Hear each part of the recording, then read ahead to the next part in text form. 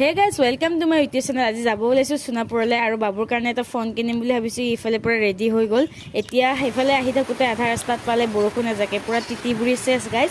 আৰু এইফালে তিতিবুৰি আহি পালোঁ ফাইনেলি সোণাপুৰ। আৰু সোণাপুৰত এইফালে চাওক মোবাইলৰ দোকানত আহি পালোঁ। এইফালে দাদাই মোবাইল মানে ওলাই দিছে আমাক, কোনটো পচন্দ হয় পচন্দ কৰিব দিছে। এইফালে আমাৰ পচন্দো হৈ গ'ল আৰু লগতে এইফালে আনবক্সিঙো কৰি দিলে দাদাই।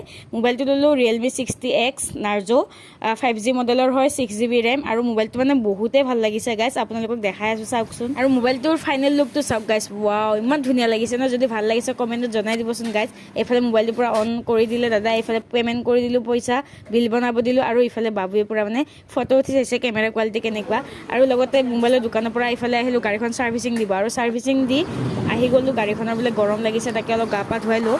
এতিয়া গা পা ধুৱাই আহি পালোঁ এইফালে ৰেষ্টুৰেণ্টত। এইফালে লৈ ল'লোঁ চিকেন চাওমিন, এইফালে বাবু খাই আছে। ভিডিঅ'টো এইখিনিয়ে আছিলে আজিলৈ, বাই বাই।